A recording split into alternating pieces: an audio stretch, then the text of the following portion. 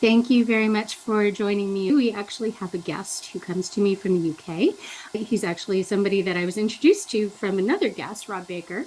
His name is Phil Wilcox, and he actually is a consultant, a coach, and a facilitator who works with companies to uh, improve how we handle emotions at work. Does that capture everything? I think that does a really good job of capturing it, Nola. Yes, thank you. Oh, no problem. Thank you. So I was really interested in what you are doing with your work because you have a podcast, you have a community, and I'm really just on the beginning of that journey, but you've also been doing this since what, 2017 with the podcast? Yeah, 2017 with the podcast, and then Emotion at Work as a brand, I think, arrived around a similar time. It was sort of 2016, 2017. And I've been running the consultancy firm, which is now called Emotion at Work, for about 10, nearly 11, no, it's 11 years, actually, 11 years this year. And part of the change was back in sort of 2016, 17, I got a bit braver. So the company used to be called E3, and the E stood for emotion, for efficiency, and for effectiveness, and trying to bring the three things together. But I was really scared about foregrounding emotion. And then it got to Mm. 2016, 17. I thought, you know what? I've had enough of this. Actually, everything I do is all about emotions. I'm just going to put that like right front and center to say that's what we're all about, and everything goes through that lens. And it's been interesting to see. In the main, I would say the response is positive. I've had a couple of clients who've walked away, they're not clients actually, because they've walked away because they've said, "Oh, can you not talk about emotion quite as much as you do?" And I'm like, "No, no. If you don't, if you want that, then I'm not your person. You need to go find someone else to work with because yeah, that's not my bag." Yeah, no, and sometimes it's most effective really to alienate the people that aren't going to be a good fit. So how do you draw that out? Yeah, I fully agree. Fully branding into what's going to scare people who you don't want to work with is an effective thing to do. So, has there been a change within that time in how companies are really embracing emotion? Right? Is it easier for you to talk about it now, or are people more open to talking about emotion at work? So I think so, yes. Although I wouldn't go so far as to say it's a massive shift. I think there's been a shift, yes. So I think there's been a shift in more willingness to talk about emotion and other emotion related topics. So emotions and then things like around well-being, around mental health, and some of those other what may have been more taboo topics. So I certainly think there's been a shift for that to be more acceptable or more credible or more okay to do. I still think there's work more to go. So most recently, there's a client I'm working with who work in the construction sector. And when I was chatting to one of the directors recently, and they said, "You know what, Phil, when you first came in, I thought, oh, this guy's just going to shove psychology references and models down my throat, and this isn't going to work. So and so says he's really good, so I'll bring him in." And actually, you know what? You're all right. Wow, I'll I take agree. that. I'll take that. And what I've noticed is that, because what he said he valued is the fact that, yes, I talk about emotion, but what I'm not doing is kind of, yeah, packaging it up with loads of psychobabble and or loads of models or frameworks or jargon. He said you just make it really accessible. You just make it easy for people to engage with. And that's what seems to be working, because the change that he's noticed in the team that he leads is quite marked. And that's not just down to me. There's other work that both they as leaders and the organization are doing to make it better. And also feel like I can take some credit to say I've been part of that change, because we've shifted and changed the way that the conversations around emotions take place. And that really ties into your background. Like we were talking before we started recording about your master's. I've never actually seen a master's that really brings in, what was it, emotion, credibility, and deception. And you have a master's in deception? Yeah, sometimes at parties, my wife will embarrass me and say, "Oh, yeah, my husband's a human lie detector." And I'm like, "No, I mean, I am, but no." The reason that those three things go really well together, especially in the workplace, is that credibility is something that is always being negotiated, it's always on show. My credibility is as a guest and as a facilitator and a coach and a consultant is on the line when we're talking here now, because I could go on the record and I could say something that might then be inaccurate or incorrect or unprofessional or inappropriate, and that could risk my credibility. Now, granted, we're on a podcast, so we could edit it out, but the idea is still there that my credibility is never exclusively mine to own. So I can't own my credibility because some of it is always on loan to somebody else. So in this example, to you, to the listener, and how they perceive what I'm saying and how that comes across. And the same is true of everyone in the workplace then. So your credibility, which can include things like your professionalism, your level of competence and your knowledge, the types of relationships that you might have with other people, because credibility is a multifaceted thing. And so what credibility brings with it is a lot of emotion, because credibility is part of who you are. And if you perceive something to be a threat, for example, to your credibility, then that will bring likely fear along with it. And then that fear can then potentially move into different emotions, could move into anger, could move into disgust, it could move into happiness. So the credibility, and your own credibility and that of others is riddled with emotion. And then what happens is we often deceive to maintain that credibility. Now, I'm not talking about, it could be deception on a big grand scale, but it could also be, I don't want you to know that I'm scared. So I'm just going to keep that to myself right now. And on some level, that's deception because I am deliberately with intent misleading you about my emotional state.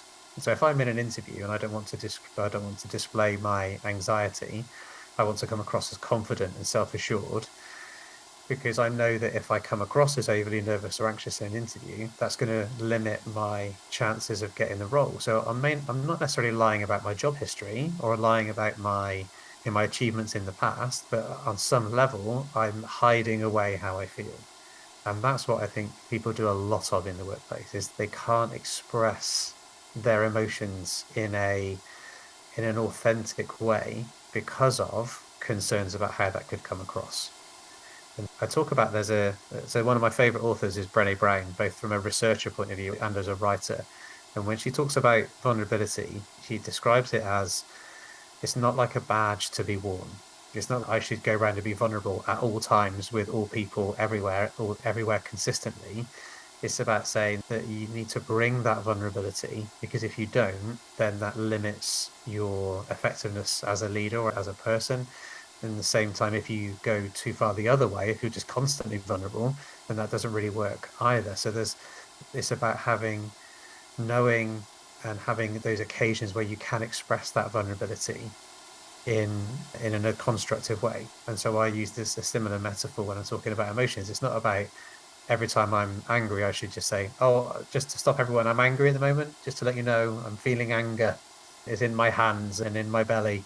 So it's not saying that I can't just say it without any filter, but at the same time, if I just suppress it and hold it in and never let it out, that's no good for me either. So what's that middle, if you can call it a middle ground, I don't know, what's that, yeah, bit in between where I am expressing it in a constructive way that allows other people to engage in that dialogue and that conversation around how I may be feeling as well, without it being, yeah, oppressive to others. Right. Yeah. So in the workplace, for so long, we've been taught not to express emotion. People go to the bathroom and they cry. And you can tell if it's a bad place to work if there's like a Kleenex box installed in the last stall, right? Yeah. Is there, how does that change when you're working hybrid remote? So, a hybrid, obviously, there's some days where you're going to be in the office, but there are other days when you're at home. So, are people hiding their emotions while they're at home and masking it because they're less accessible? Have you looked at that aspect of it at all? So we didn't actually know, and partly because I think when we did the research that we've done, we did it was the challenge with different research how you cut the data. So we didn't ask that kind of the working environment component when we asked for so people to look at the data. So I guess from an anecdotal point of view, I would say I think it's the medium of remote and or video conferencing makes it harder to express emotions unless the level of whether you call it trust or psychological safety or whatever you might call it, if that is high, then I think it can be there.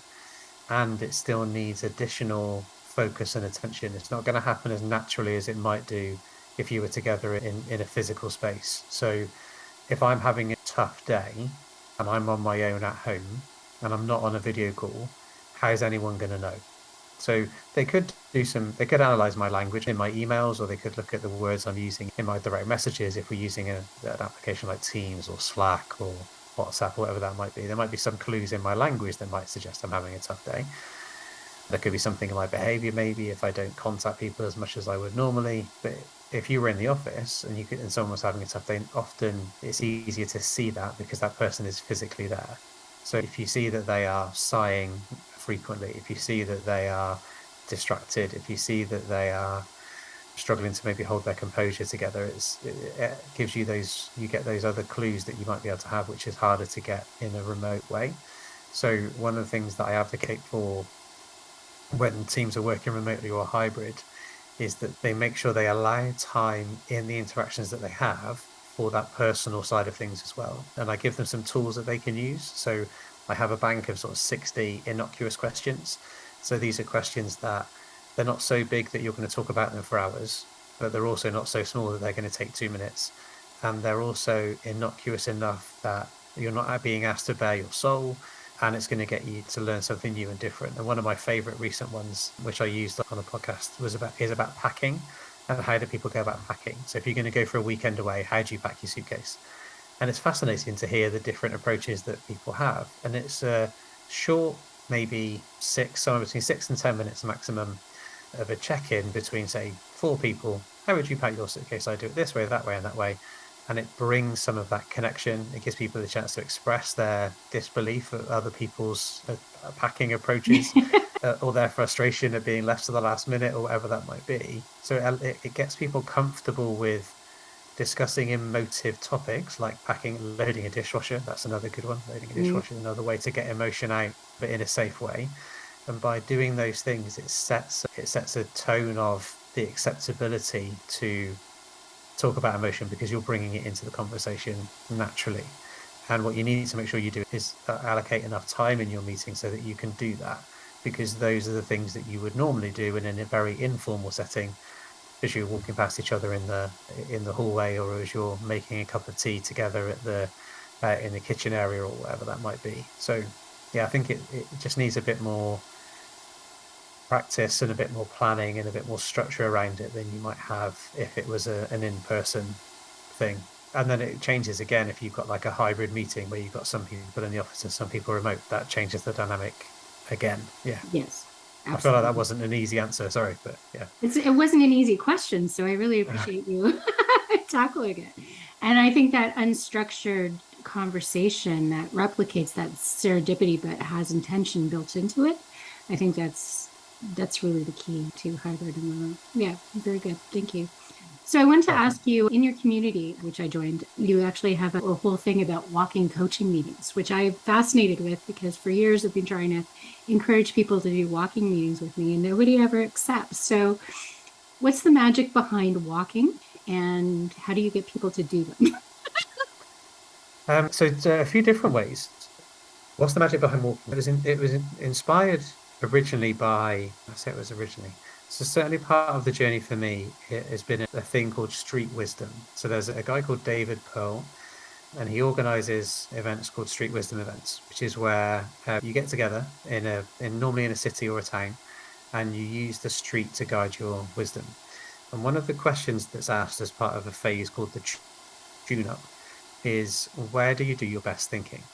And I've probably run 12, maybe 14 street wisdoms. And when I asked the question, so I probably had, so that means I probably had, I don't know, normally it's between sort of 8 to 15 people per time. So let's average that. I don't know, make my math easy at 10. So I've had somewhere between 120 and 140 people with me on the street wisdom. And I have never had, when I've asked the question, where do you do your best thinking? I have never had in an office, never had in a meeting room, and I've never had on a Zoom call or a Teams call or any of those things. So when people do their best thinking, it invariably is things like in the shower, just before I go to bed, just after I wake up, sometimes in the middle of the night, out walking, out in nature, kinds of things. It's never in an office on a Zoom call in a meeting room. And so I thought, you know what, there's something in that then, in terms of change. And also as humans, we're very responsive to the environment that we're around. And so we respond to, yeah, our surroundings. And so there's something about moving to enable thinking. There's also something about the environment that we're in to enable thinking. And also there's something symbolic, I think, for me, especially if you're together physically, is when you're walking side by side with someone. So because you're literally alongside them in it, even though as a coach, you're not solving a problem for someone else, you're providing the space for them to think, but you're doing it and you are physically next to them. And I think there's a symbolic aspect to that. And I love one of the things I love seeing is when the speed of the walk changes. So noticing when the person that I'm coaching is slowing down, when they're speeding up, when they're stopping, and each of the time I'm completely guided by them. So I'm deliberately in step with wherever they are. So if we slow down, if we speed up, if we stop, and I always love seeing the different places and times where that happens. And often when the thinking's really hard, we're slowing right down or we're stopping. And then when there's ideas, then that moves us then, and we start to move forward, and we start to then pick up pace a little bit more. It's never fast walking or running, but it's interesting for me to experience the different types of movement that come with the different phases of thinking. And that's one of the things I love about walking coaching. I also do walking coaching over the phone. So the risk is that, and I say that comes across like you have to do it together, and you don't. I've done walking coaching over the phone with a number of clients over a number of years. And again, even though I'm not with them, because we're both moving at the same time and we're both moving through time and space, again, for me, it changes the dynamic of the session from being, oh, we're in a meeting room in an office, or we're in a meeting room in a co-working space, or whatever that might be. And instead, we're out walking around a place. And I don't think it needs to be particularly beautiful. So this time we were walking around a very industrial, the most recent one, we were walking around a very industrialized part of a town in the northwest of England. And so it's not like we were in the rolling hills of the rolling hills of Derbyshire or anything like that. We were just walking around streets where there's, yeah, different construction and industrial projects going on. So yeah, I find walking coaching, it's very different to doing it in a kind of static way. And there's places for both, of course. But yeah. Yeah, no, I think it's magical too. And honestly, doing it over the phone, you're in somebody's head. Like literally, the earphone is probably actually in your ear, right? Mm, So it's intimate, but you're not even there, right? So mm. yeah, I think And it's and you can powerful. and what? Sorry, I know I've interrupted you, and that's not something I normally do. I'm just excited. Um, I also want to add into that. I think that you can hear when someone's moving and when they're not. So even though I'm saying that when I'm with someone, I love seeing the differences between when we're moving fast and slow. You can hear that on the phone. You can hear when someone is moving quickly or moving slowly or stopping. And so it's not like you don't have that if you're doing it over the phone. You still have, you can hear that through the the wind on the microphone, or through the rustling of the clothes, or through the changes in the background noise and things like that. You can get some Breathing. really good, yeah, and breathing, absolutely. You can get all of those clues and cues that tell you where someone's at, so that is the coach, you can respond to that, modify your questions or your approaches or your silences accordingly. So when do you need to just pause and let that person think for a little bit without interfering? Very cool. So I just want to pivot a little bit. You have an Mm, upcoming webinar, which is about leaders and emotions on Friday, right? yeah. So I had another guest. I don't know if you know her, Mary Williams. She's in the UK as well too. She's a coach therapist, and I had a whole conversation with her about, are we expecting too much of managers? Because with the pandemic and everything that's happened, it almost seems that managers are having to pick up a lot of emotional labor, and they haven't necessarily been taught or trained in how to actually do that. Is that what your goal is? And is that an aspect of your work? And that's really what you're working towards, is to offer that extra level of support for leaders? Yeah, absolutely. And I think the phrase that you use there, emotional labor, is a really important one, because if we take it all the way back to, I think it was Ali Hochschild who first coined the term emotional labor, or at least in a popularized way anyway, when she wrote her book, The Managed Heart. And emotional labor is something that nobody ever really trains you how to do. There's not like there's rarely anyway an emotional labor module in an MA in business management. There's rarely an emotional labor module in your induction as a new manager in a company. And so I think, are we asking too much of managers? I'm not sure.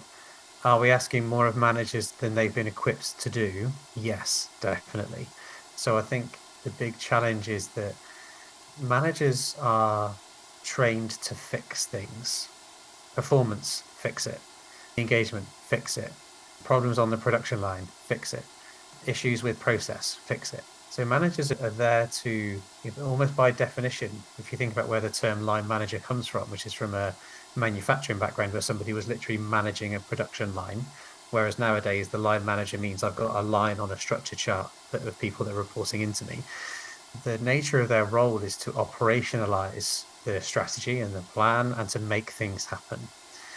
And emotional labor isn't really about that.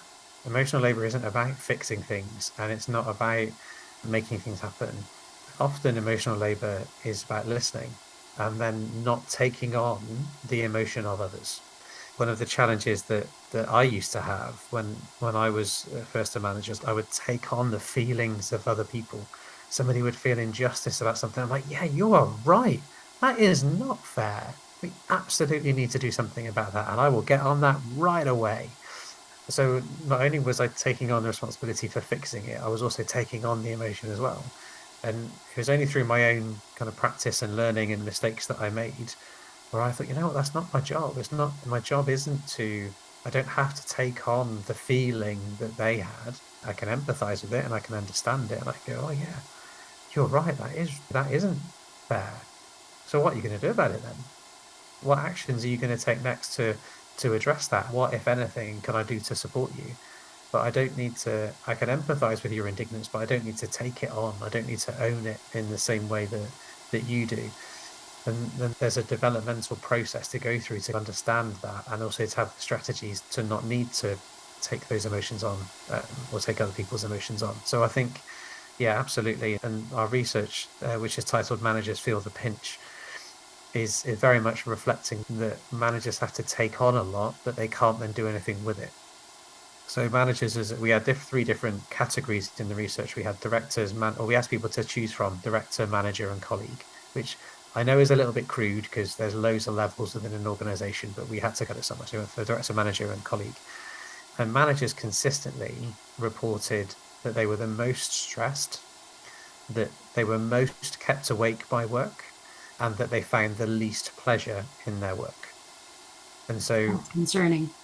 yeah, absolutely. And then if you're a people professional in an organization or you're a senior leader in an organization, to then be thinking, all right. And what we found was 1 in 10 managers find no pleasure in their work whatsoever. So you've got one manager in your potentially, if you've got 10 managers in your workplace, you've got one who finds no pleasure in work whatsoever. And I'm like, oh, that would just make me sad to think that there's someone who works in my business that has no pleasure in their work. That's great. And then again, the percentage of managers versus directors and colleagues that were kept awake at night by work was much higher, and same for feeling stressed as well. So there's and part of what when we then asked, we thought, why could that be then? And so some of the things we asked were around, do I find purpose in my work? So pulling on the likes of Dan Pink and Simon Sinek and Stephen Covey with the whole kind of find meaning and purpose in work. We also had something around autonomy and how much autonomy and freedom do I have? We also had to what extent can you express how you feel across a range of emotions? And again, managers consistently reported that they could express how they felt the least. So they were the least likely to express their emotions across a range, including happiness, anger and frustration, sadness and overwhelm. They were the least likely to express them. And the correlation between those that didn't express and those that were stressed, kept awake, and didn't find pleasure was quite striking, the difference between the correlation between those two things. So part of the reason that we're doing this webinar on Friday, and also we're advocating for emotion expression in particular, is because that is something that individuals, teams, and organizations can do. If you can get people talking about how they feel more, then the data suggests that they will then be less stressed, sleep better, and find more pleasure in their work. And that's something that it takes an investment in terms of time and thinking, and yeah, some costs, especially if you want to get me involved to help you, then there's going to be some cost for that because I'm not going to do it for free. But at the same time, the potential payoff is great. So yeah. So, a couple of questions. So, for managers to not feel that they can express themselves, is that really built into the culture of the company? That they feel that they don't have the ability to trust anybody to really express themselves without actually looking weak or like impacting their status within the company? Is that really culture related? So I don't know is the short answer because, like I said, I don't know. I can hypothesize, but I can't say for sure because our data we didn't look at that part or we didn't ask the questions that we needed to ask to find out how big a part that was. So we did ask, for example, what sector people worked in, but we couldn't find any consistent results that suggested one sector was different or markedly different or significantly different from another. Um, for me, what we've hypothesized in the report, and it links into what we said earlier on, is that managers' credibility is most at stake, I would say. So if you're a colleague, you've got your credibility to your immediate manager, and I guess your colleagues and peers as well. If you're a director, you're probably senior enough that even if you made a faux pas, you could probably get away with it. Whereas if when you're a manager, you've got the directors kind of looking down on you and you've got to maintain your credibility that way because you want to be seen as a credible manager, as someone who can lead well, who can manage performance, who can solve problems and get things done and make progress. But also you've got your credibility to your team. So where your team are looking to you for guidance and support and mentoring and encouragement and discipline where appropriate and those things as well. So I think for managers, they've got quite a tricky position in terms of they've got different audiences that they're trying to please at the same time, and they're trying to maintain their credibility on multiple fronts at the same time. And so I think, and one of the potentially, and I'm going to say easier, and I'm not saying it's necessarily better, but one of the easier things can be to not let anything show them. So if I'm like a, if I'm, and I've always struggled with the metaphor of a leader being like a swan. So they look calm and serene on top and their legs are flapping away on the surface. Don't buy that. I don't think that's a great metaphor for leadership, really, because then it ties exactly back into my deception, credibility, and emotion bit from earlier on. So I'm hiding the fact I'm having to paddle like crazy under the water because I look serene on top.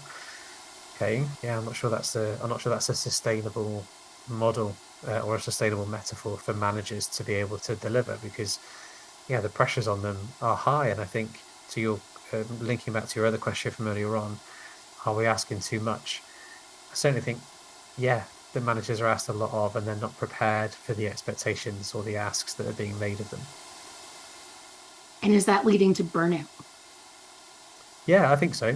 For Yeah. some, definitely. And the data would suggest it. We didn't ask about burnout in particular, but if you put the things together, I don't find pleasure in my work, I'm stressed, I'm not sleeping.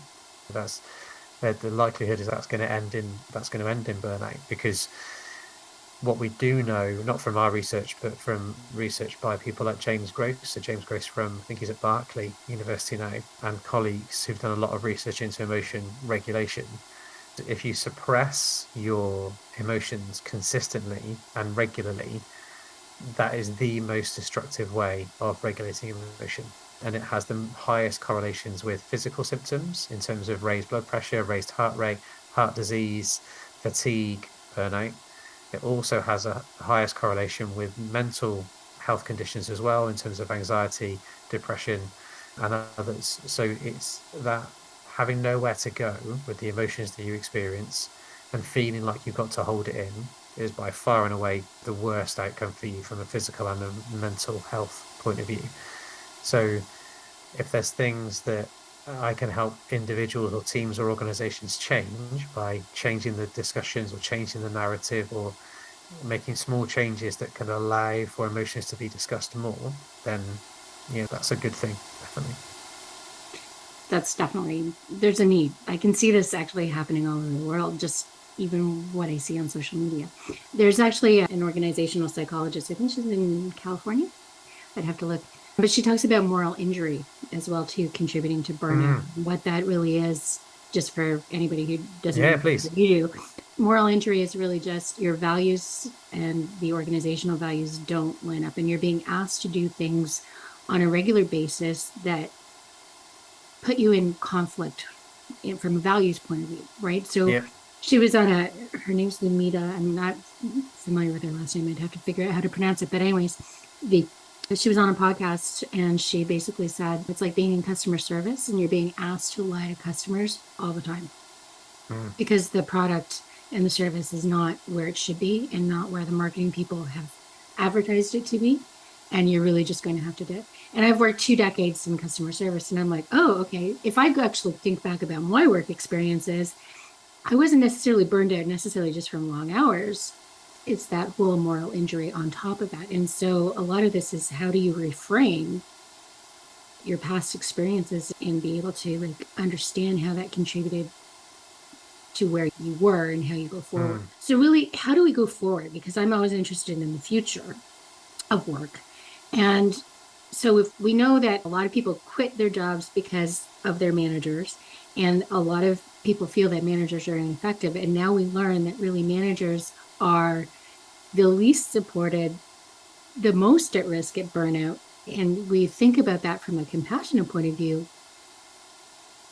we have to just maybe reframe the story and figure out how we do work better so that it's going to help all of the people involved, including the managers, thrive and do the work better. So where do we go? Where do we take this? What does the future look um, that's a massive question. like? It is. So there's three things that I advocate then. So one is start small. Massive wholesale change is really hard. So start small. And there's different ways to start small. So starting small might be using the innocuous questions at the start of meetings. Another one might be having emotional check-ins and check-outs at the start of one-to-one discussions, or again at the start of team meetings or project meetings. Doing around the room, 3 words, how you feeling today, with no and this links into my second point, which I'll come on to in a minute. But yeah, 3 words, like 3 words, how you feeling today. Also, things like if you struggle to label the emotion itself, that's okay. Start small and label the sensation. Label how it feels physically in you. So rather than saying, oh, because of the work I've done, I'm quite familiar with what different physiological sensations associate with different emotions for me. So I can do that quite well, that I've been playing with this stuff for 20 years. But I think beginning with, I just feel tense in my shoulders, or I feel like my shoulders are around my ears, or feel like I just want to get up and move, or I feel like there's something in the way. So don't worry about labeling the emotion too much. Just label the sensation that you're feeling, or label the action that you want to take. So a bit like you said, oh, I want to move forward. I want to look forward on these things. Label the action or the sensation is another way for me of starting small. The second one then is about stop fixing. So if you're a manager, stop trying to fix things for people. So if someone says, I feel like something's in the way, I feel like my shoulders are around my ears, any of those things. So don't try and fix it, and ask a couple of questions instead. And they can be, and there's a phrase that I was trained once when I was in customer services, and that was to ask TED questions. So TED being tell me more, the E being explain, and the D being describe. So if someone says, oh, I feel like I just want to move forward, tell me more about that. I feel like I've just got my shoulders are around my ears. Okay, describe how that feels then. Or I feel like I'm being pulled in two different directions. So explain to me the directions that you're being pulled in. So you don't need to come up with really beautifully formed questions. You can just beginning with tell me, explain, or describe, and then using the words that the person used in their sentence or their utterance, and then put them back in the question, and off you go. You can find out some more. So I would say, yeah, start small, stop fixing. So stop trying to fix everything. And then the third one is to really listen. So often as humans, we listen because we expect that it's going to be our turn next, or it's going to be our turn soon. And so we listen to be able to reply. And so what I advocate for is listen just to listen. You might respond at some point as well, and listen, just really listen. Give that person all of your attention. Try and put everything else to one side and just listen to what that person's got to say, because you'll often hear so much more than you would do normally. So yeah, those three things I would say. Start small, stop fixing, and really listen. Okay, that's good. And I think what I'm getting from what you're saying as well too is like people just aren't necessarily in touch with their bodies and their emotions. So how do you surface that too? Because for me, I've started meditating and ever since the pandemic started, and that's been really helpful. Not everybody's open or appreciates what the benefits of meditation. What other solutions are there, obviously, other than coaching and hiring a professional? It's an aspect Yeah, of self-care that we don't really talk about, right? Like it's not just baths and spas and massages and what else can we do that helps us move forward?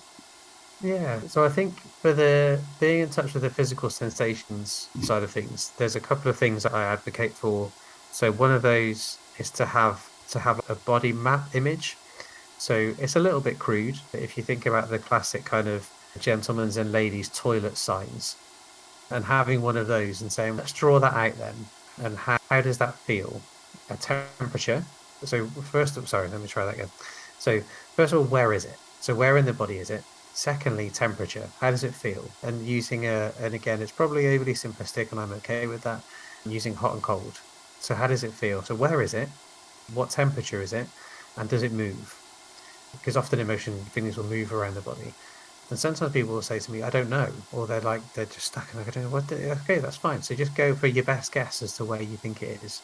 And that's a way that we can start to get it out of here and into something that I can look at in a bit more of an objective way, or I can look at in a slightly detached way. So rather than the sensation being here, it's out. So a body map illustration can be quite useful. I would also say part of this is around attention work, and it's about paying attention to something, which links in, I guess, in a way to meditation. Because if you look at someone like John Kabat-Zinn, for example, his definition of mindfulness is about paying attention in a particular moment as if your life's dependent on it. So you're giving like all of your attention to that one thing. And what meditation is often trying to do is to get you to focus your attention on one thing, normally your breath, and how that moves through maybe your nose or your mouth, or changes the rise and fall of your chest or stomach. But to be attentive, you need time. So if you want to have a better connection with how emotions feel in you, you need to give yourself the time to notice those things. And if the way you organize your day is call 9 till 10, call 10 till 11, call 11 till 12, lunch 12 to 12:30, otherwise known as intake of fuel, call 12:30 to 1:30. If you don't give yourself the time to do that work, then it's not going to get done. You're not going to notice in that way. So I'm a big advocate for booking time in your diary for what I would call restorative actions. So those restorative actions might be going for exercise if exercise is your thing. It might be meditating if meditating is your thing. It might be seeing your friends if seeing your friends is your thing. It might be going for a walk if going for a walk is your thing. It might be going to watch a film if going to watch a film is your thing. So whatever it is that restores you, whatever it is that builds you back up and allows you to connect back with yourself, then you need to allocate time for that, because if you don't, it just won't get done. It will always get pushed to the bottom of the list. So by allocating or booking time in your diary to make sure that those at least increase the likelihood that those things happen is a better way to go, I would say, than just crossing your fingers and hoping that they might happen. Yeah, no, that's a great idea. And I think that's also the benefit of where we're going with like flexibility of work and moving towards asynchronous work. You have better control over your calendar and Mm. you're not necessarily booking calls and doing synchronous work that's going to eat up your entire day. So you do have the opportunity to find more time to prioritize what you as a person need to. So, Yeah, definitely. yeah, perfect. So you've created a community. Ed. Is that around like the consulting work and the podcast? What is the community brought that you really appreciated, and what did it bring that you didn't expect? So it's brought together people that I didn't expect, I think. So new people join every week that I have no idea who they are. And I guess initially I thought, oh, it'll be my friends that will join. And some of them have. And at the same time, we have a whole real range of people in there that are interested in emotion from lots of different perspectives. Um, And in a way that kind of not answering your question, but I think is still useful, I hope anyway. So we put the community together because there's only one of me, and there's only so much I can do, and there's only so much time I've got available. And what I wanted the community to do was to be a place where other people that are also interested in and passionate about emotion in the workplace can come together and they can discuss and discuss with each other. They can access resources that might be helpful. For example, we've got different resources around things like emotional check-ins. So I mentioned earlier on about the meeting check-ins and check-outs. There's a checklist on some of those that you can do. There's innocuous questions in there. There's also links to other videos or podcasts or other resources and research that's available. So we've tried to do the heavy lifting so that you don't have to really. So that if you're interested in emotion and emotion in the workplace in particular, then what the community does is it pulls together a mix of discussions, but also resources and assets that we've made, and also ones that we found that we think are really useful and beneficial from wider research, and we've brought them in to the community as well. And what I'm noticing is the feedback we get is that it's a nice place to be. I think there's still a degree of nervousness about contributing to the discussions. So we certainly get a lot of people coming into the community and accessing the different resources that we have. The discussion feed, I think, could be busier. It feels like sometimes it's just me talking or sharing on the feed rather than we've got like a real vibrant discussion going.